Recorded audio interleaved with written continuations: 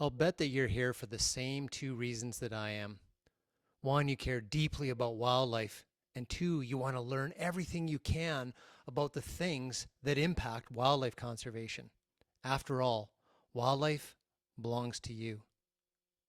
I'm Mark Hall, Director and co-founder of the Blood Origins of Canada Foundation and host of the Hunter Conservationist podcast. My partner and co-founder, Robbie Kroger, is the founder and executive director of the parent charity Blood Origins. Our mission is simple: convey the truth about hunting and promote conservation. New York State is the only jurisdiction to have eradicated chronic wasting disease from a wild deer population. So let's start by going to New York State, Oneida County, back in 2002, and I'll share with you what I've learned. Last fall, I got approval through the New York State government to interview Kevin Hines, the Wildlife Health Program Leader in the Department of Environmental Conservation that was in charge of the program that led to the eradication of CWD. This is what we do. We go straight to the heart of the matter to get at the truth. So testing for CWD started in 2002. Surrounding states had chronic wasting disease, so New York State started testing hunter samples in 2002. In 2005, the first case of a positively infected deer was discovered in a captive facility in Oneida County. Through the investigation, they found that a deer from that facility was transferred to another captive deer facility, which actually turned out to be a taxidermy shop that had a captive deer herd. Now, one of the things that was happening in this taxidermy shop is they suspect that deer were coming in from out of state. Hunters were bringing in their deer, potentially infected deer, to this taxidermy shop. When the taxidermist salt that's used to cure skulls and hides and soak up blood and stuff was well used, the taxidermist was taking it outside and dumping it along the fence line to keep the weeds around the fence down, but it was attracting deer to the salt. Now the story gets better. This taxidermy shop with the captive deer herd also was a deer rehab facility for orphaned and abandoned fawns. When they were rehabbed to a certain size, they were let go. And apparently these fawns were literally walking around inside the taxidermy shop, potentially coming in contact with CWD infected material. So the state identified an infected deer at that taxidermy captive herd as well. They identified a containment area around the two facilities. They ended up culling 300 deer in Oneida County around these two facilities. 2 of them tested positive for CWD. One was a doe and the other was a 9 to 10-month-old fawn. Over the next 5 years, the state was testing hunter-submitted samples, and after testing 7,000 samples, no more positive deer were found. To this day, they continue to test hunter-submitted samples, and they've never found CWD in the wild deer population in New York State. Now, one of the really interesting things about what New York did that I want to share with you is their best management practices. When they discovered the second confirmed case of CWD, they mobilized right away. They brought in sharpshooters from the U.S. Wildlife Services. They had landowner agreements in place, and they started killing deer. Their testing facility was running 24 hours a day. Now, here's where it gets really interesting. In the field, the sharpshooters were putting the entire deer carcass into body bags. They weren't gutting the deer in the field. As you know, we're testing lymph nodes on the deer looking for CWD. Most of the lymph nodes in a deer's body is around their internal organs and their digestive tract. So they didn't want to get any blood, urine, feces, or leave the internal organs behind because it could lead to contamination and spread of CWD. The body bags with the deer in them were put inside plastic totes in the back of pickup trucks. They set up a secured facility that had controlled access to and from the facility. They actually had armed conservation officers there. Inside the facility, they were using spill containment mats on the floor, what you would see in contaminated site management that they might put underneath of leaking fuel tanks, because If any blood got spilled out, they didn't want it to get into the concrete or tracked out of the facility or get into the stormwater system. Armed conservation officers were transporting the samples from the testing facility on a daily basis to Cornell University, which were testing for CWD. After the samples were taken out of the deer, they double bagged the carcasses, put them into 45-gallon drums and into refrigeration trailers. They were getting one-day turnaround on the sample results from Cornell University. Any deer that was identified as being positive, then that drum was being shipped to an incineration facility. All of the vehicles and the plastic totes were being decontaminated using sodium hydroxide. For me, these best practices made a lot of sense. Gathering CWD samples is potentially dealing with a bioinfectious substance. Any drop of blood, urine from a carcass over time in a facility or a compound runs the risk that the compound itself becomes a CWD contaminated site, or worse, ground zero for an urban deer infection. How is testing done in British Columbia? It's done using enzyme-linked immunosorbent assays, called ELISA for short.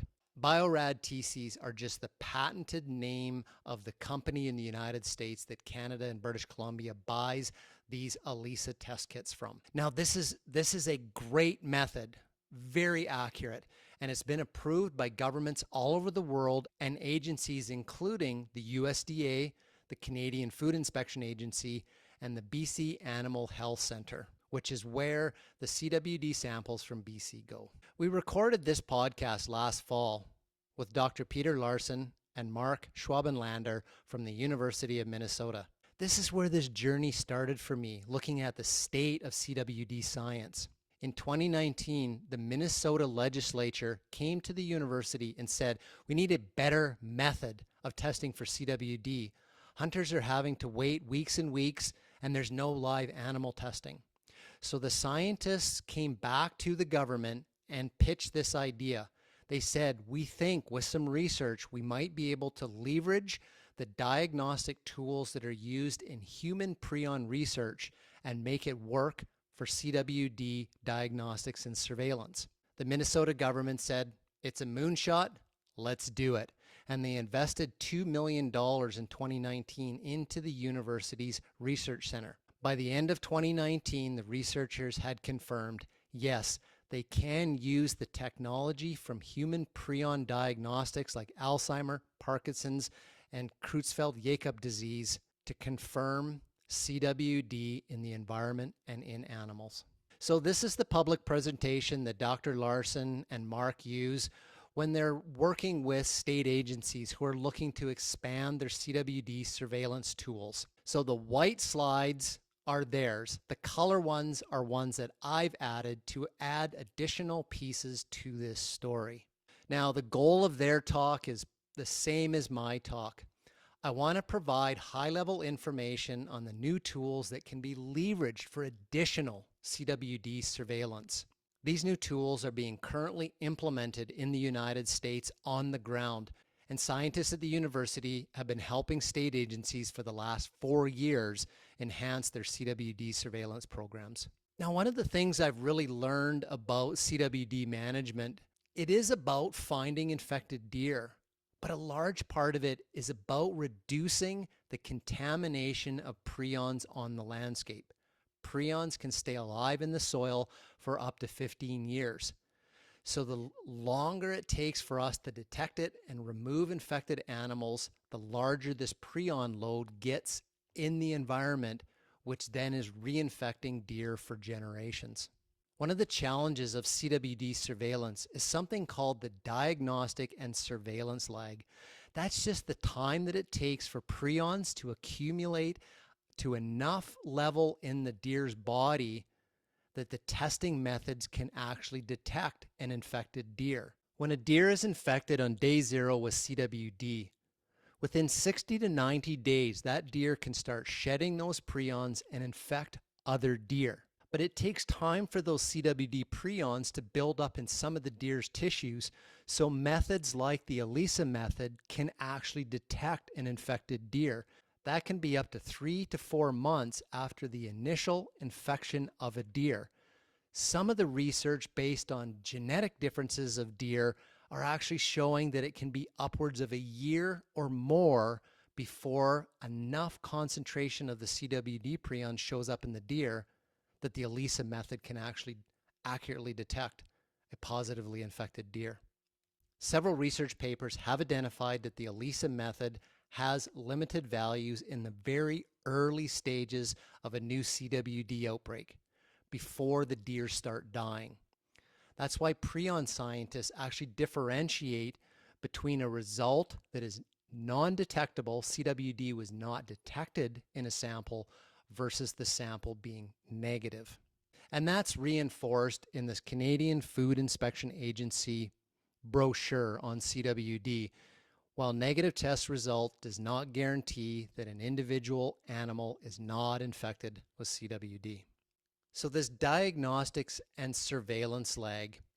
So when CWD first shows up in an area, a couple of animals get infected and more animals get infected with time. And somewhere out there on the landscape is the leading edge of where there's infected animals, infected populations, and where it physically is on the landscape. When there's a lag in the ability to find where these CWD infected animals are in a timely fashion, this is what the scientists are saying is a detection window vulnerability. And with the traditional kill and test methods can be up to years behind the introduction of CWD, figuring out where it is or how prevalent it is in the population. The scientists at the university had discovered that they can take this diagnostic tool used in human prion research called RT-QuIC, real-time quaking-induced conversion, and use that to test for CWD in deer. It's essentially a process of putting the samples into a machine called a microplate reader shaker. After about a 48-hour cycle, they get the results that indicate which of the samples are positive and which are negative. One of the things I like about this process is they're using known positive and known negative controls and putting it in with each batch of samples that are being tested to confirm the accuracy of each test load. In diagnostic research, there's two measures of quote-unquote accuracy. One, how good is the method at accurately diagnosing individuals with the disease? And how good is the method at accurately diagnosing individuals that do not have the disease? The RT-QuIC method is running between 95 and 100% accuracy in accurately diagnosing diseased individuals and diagnosing healthy individuals.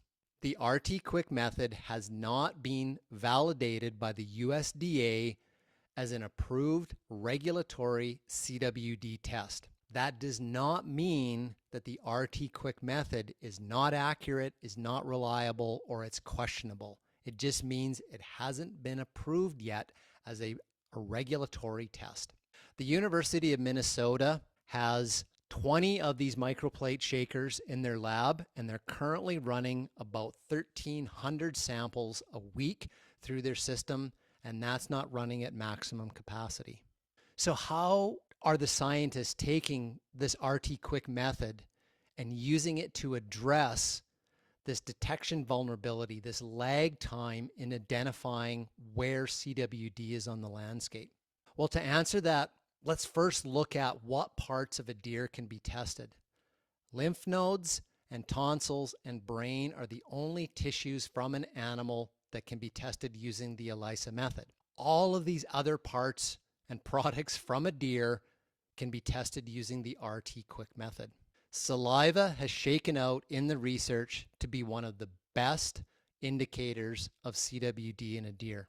And that is because the infectious prions start to build up and are shed in the deer's saliva within 3 months of being infected. So the researchers developed the technology to swab different surfaces like glass and stainless steel, wood, and hard plastic, to swab the saliva and run it through the RT-QuIC machines and get the test results. So what they've done is they've leveraged this knowledge into an operational tool. called the Prio Scout Sentinel. And it's a steel box that's mounted on a post or a tree scattered around on the landscape. They put a salt block inside that. The deer come by, they lick it, and then people come by, they swab that surface, then sterilize the box, put it back on the post, and it's about a 14-day turnaround time to get the results from those swabs. Now you're probably thinking, well, isn't this thing going to infect other deer? Well, CWD has been spreading like wildfire throughout deer populations all over North America without these. So no, they won't make the problem worse, in my opinion. So they can actually swab saliva off of lick branches that the bucks use at their scrape stations in the rut during the fall. But the important thing here is that these saliva samples and the RT-QuIC method can be detecting CWD up to a year earlier than the current kill and test process. Here's an example how that was put into practice in a captive facility in Texas.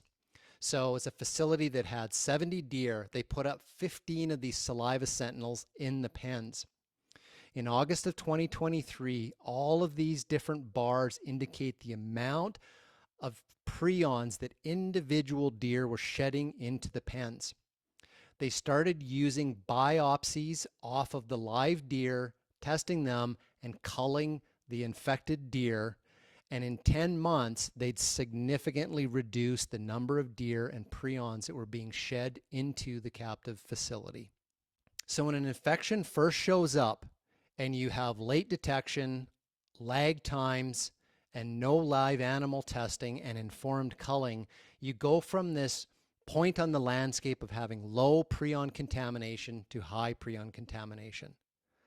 When you can use things like the Sentinel saliva testing and RT-QuIC, and you reduce that lag time, you start out with a CWD infection with low prions building up in the environment, and over time, you end up in a state with low prion contamination in the environment, because you've reduced the detection lag time and removing infected animals faster. It's a little more complicated in a wild situation than in a pen situation, but the concept here is late detection leads to higher prion contamination. Early detection can lead to lower prion contamination in the environment. Using the RT-QuIC method, scientists have now proven that they can test for CWD in the soil. This is being used in man-made mineral licks as well as in natural deer scrapes during the fall. And again, this is a tool that's allowing managers to detect the presence of CWD in deer herds up to a year before the traditional kill and test method. They can also test for CWD in water. Where this is leading to is potentially monitoring for CWD on the landscape by sampling streams at the mouth to give an indication of infected deer in the upstream watershed. This is also becoming more important because of what happened in Texas this year. This paper was published in January of this year, where they had confirmed through water testing that people were using CWD contaminated water for cooking food. There's areas like this all over the Kootenay region. They're cattle salt blocks. While hunters can no longer use salt or mineral blocks for hunting, these are still important tools for ranchers managing cattle distribution on Crown Range.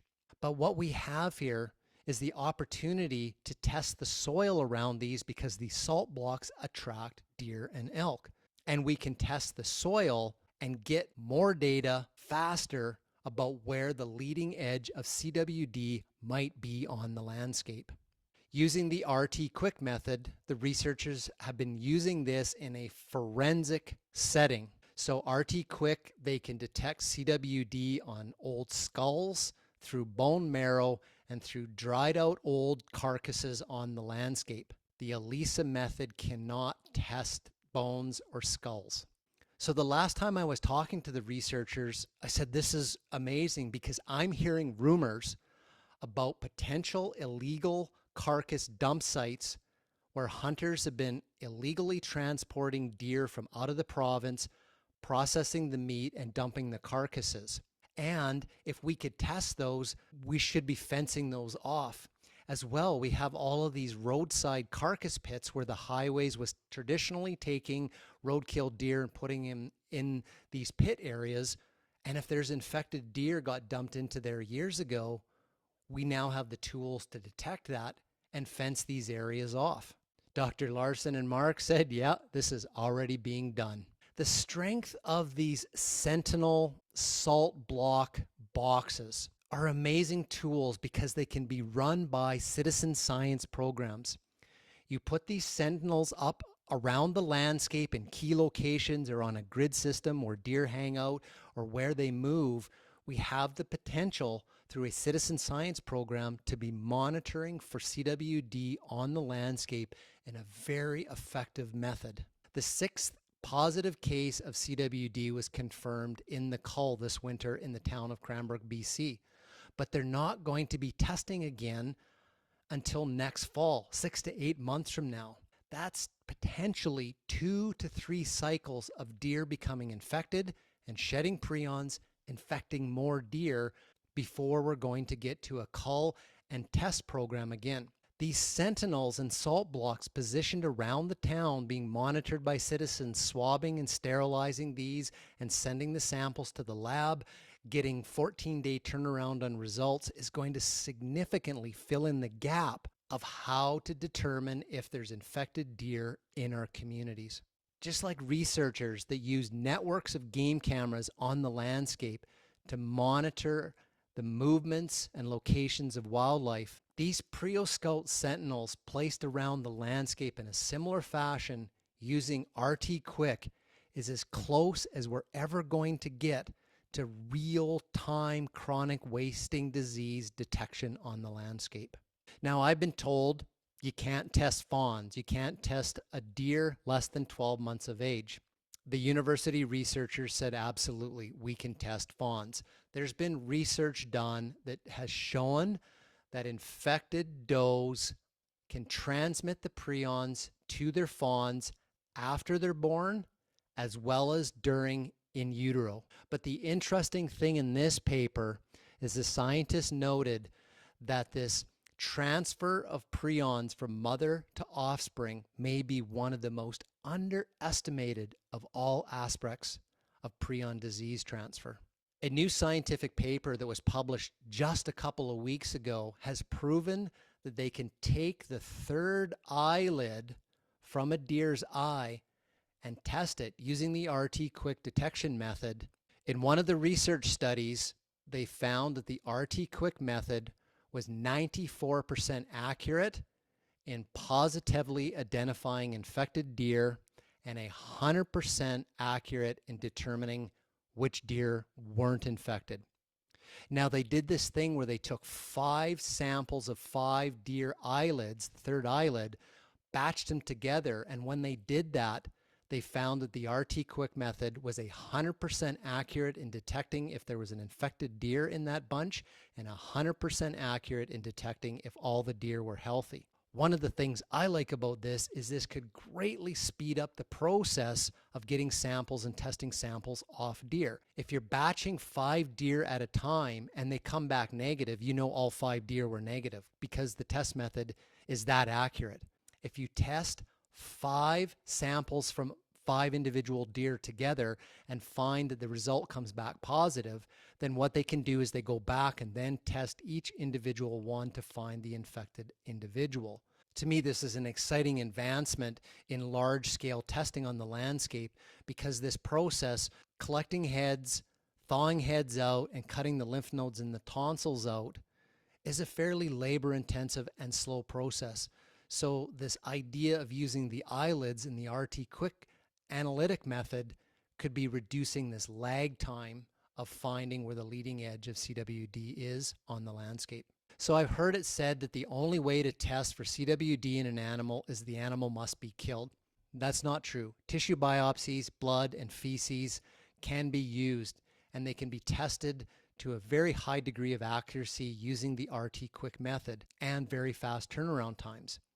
Where this is starting to be used is wildlife researchers that are out there capturing wildlife, collaring them, and taking samples for other wildlife research can be taking blood and skin biopsies, which just gives more data to the managers, and it reduces the lag time in finding where the leading edge of CWD is on the landscape and in various populations. The university also offers a service where hunters can send in their venison samples.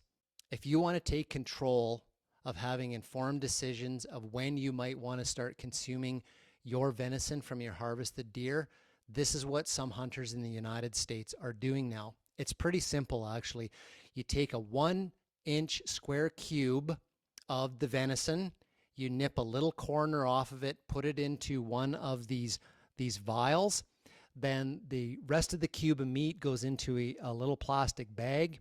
Then you shake the ice pack up, put it into the envelope, and ship it to the university. From the time they receive the venison sample, they can have your test results emailed back to you within 14 days. And they have an enhanced version. If you're willing to pay a little bit more, you can get your test results back within a week. I have confirmed that we can ship venison samples out of Canada into the United States. It is regulated on the importing side, and there's a bit of paperwork, but the venison samples are classified as clinical samples for diagnostic or research purposes. With FedEx shipping, the cost of the kit and the cost of the testing and the price, the dollar exchange, I'm kind of estimating that it may be around $120 to $140 Canadian to get your own venison tested. Venison testing kits are extra information for personal decision making at the household level. They're not meant to replace or circumvent mandatory sample submissions through regulations. That's the information that wildlife managers need in order to stay on top of where the leading edge of chronic wasting disease is.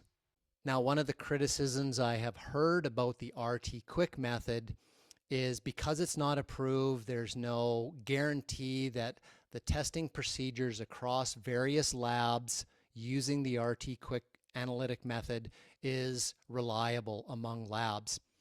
Here's a research paper that was published just a few months ago where they assessed 6 different laboratories across the United States, all using exactly the same samples of known infected and known uninfected tissue samples from deer, and every single one of the labs using the same protocols accurately diagnosed which samples were positive and which samples were negative. In one of the meetings a couple weeks ago, somebody said, well, what about hay that's being brought in from outside of the province? We have learned that a deer can shed saliva or urine on a hay crop and the prions can stay viable, stuck to the plants. If I remember correctly, the answer was there's no way to test hay. Here's a research paper that says we've demonstrated that prions can be detected within plant tissues and on plant surfaces using the RT-QuIC assay. Now, I recognize this would be literally looking for a needle in a haystack. If you think about a deer going into a hay field, peeing prions out onto the hay, that gets cut, all mixed up, bundled into bales and put on a truck, it's going to be very difficult, if not impossible, to find where those infected plant material might be. But in the field of environmental management, there is a thing called bulk sampling, where they can take small samples of a large volume of material, blend it together, and do blended analysis. It's possible, it could be done, but the point here is, yes, plant tissues can be tested. British Columbia has trained canines that are sniffing for invasive mussels on boats coming into the province. A couple of years ago, researchers at Penn State University had confirmed that dogs were highly accurate and highly reliable in a laboratory and a field setting for identifying CWD prions in the landscape. So imagine how this could be applied. Sniffing shipments of hay coming into the province, screening parks, golf courses, or green spaces within your community. Penn State is now training these dogs to move out into the field as a fully operational component of CWD surveillance. The Penn State researchers noted dogs can effectively complete wildlife surveys at rates surpassing that of humans. Not a good boy. Now, I've heard the topic discussed about tracing the origins of a CWD strain back to where it came from. It's complicated. To date, 10 strains of CWD have been identified. One of the complicating factors is infected deer have been found to have more than one strain. So it's not that easy to trace a single strain from BC back to some other jurisdiction. What's also interesting about the research around CWD strains is that some of the strains that have been tested have been transferred from cervids to mice and voles. So this is the danger. These CWD strains are mutating. The concern is at some point in the future, a new strain mutation arrives that then allows CWD to cross the species barrier, including into humans. In the field of CWD genetics research, studies have shown that CWD positive deer have different genetics than CWD negative deer or healthy deer. And in deer where CWD was spreading faster and deer were dying earlier after being infected, have different genetics than deer where CWD was spreading slower and they were living longer after being infected. This is really interesting because in some of the published research, they're having discussions about witnessing natural selection leading towards less susceptibility of deer to CWD. In the conservation community and the captive breeding programs, this is leading to some discussion around the risks of wide-scale culling and depopulations of captive deer. Now, there is genetic work being done in BC. We did this podcast last fall with Dr. Kaylee Byers from Genome BC. She's actually the host of her own podcast, the Nice Genes podcast. So what they're doing is they're taking samples of the tongues off the deer from the heads that the hunters submit in the fall, and they're doing genetic analysis, genomic analysis on those to identify related deer on the landscape. Deer that are related to each other, where are they dispersing out onto the landscape? That in the future is going to help inform management, because when a CWD positive deer pops up, they can look at the genomics and understand where the deer that one is related to have distributed or dispersed to on the landscape. So what I've been showing you here are new tools that can be leveraged to enhance CWD surveillance programs. I'm not talking about replacing what's already being done. It's very accurate and it's doing a great job. But in the early stages of a CWD infection occurring in an area like BC, reducing this diagnostics and surveillance lag is critical if we want to get into the position that New York State was in back in 2005. You've probably seen this model that CWD starts out at a very low infection prevalence rate in an area, and then over time it gradually picks up and then skyrockets. This is this critical window of opportunity to leverage some of these new tools where we can literally see in real time where the leading edge of chronic wasting disease and help keep this infection from getting out of control. I kind of guess that we may be sitting around here in southeastern British Columbia, maybe around year 4 or 5 of the arrival of CWD in this part of the province. So that means we might only have 3 or 4 more hunting seasons before the prevalence rate starts to take off, if we just rely exclusively on hunters submitting deer heads in the fall, augmented with some special permit hunts and culling some deer in our communities.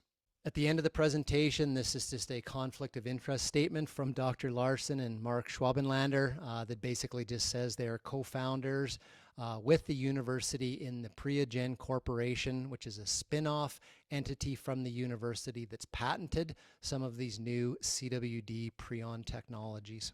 So while RT-QuIC is not yet an approved regulatory in the US or Canada, I want to point out again, that doesn't mean it's not valuable, and it can add value to the CWD surveillance effort in BC. It's fully operational in some of the states, and it's growing the number of agencies that are wanting to start heading this direction. And this is why the USDA is actually one of the funding partners to continue advancing CWD diagnosis and surveillance using the RT-QuIC method. That is the extent of my knowledge and understanding of where the state of CWD science and technology is. This is what we do at Blood Origins. We learn from the experts and the science, and then we present it to you in what is, hopefully, an easily understandable format. What you do with the information now is up to you. So this video isn't about hunting or hunting versus anti-hunting. This video is about wildlife. At the core of the issue, we all care for the same thing and want the same thing prioritized, which is wildlife. In British Columbia, you have one of the most biologically diverse areas in the entire world.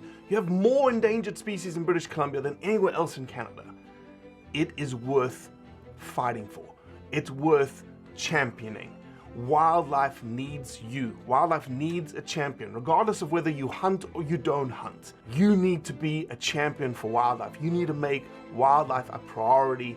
You need to have your voice heard so that the politicians can hear what you want. And what you want is wildlife to be prioritized in their eyes and in their books and through their signatures, so that wildlife can be preserved for our kids and our grandkids one day. You are not alone in this fight. This fight is happening from New Zealand to South Africa to Spain and to the shores of British Columbia. We're all in the same fight.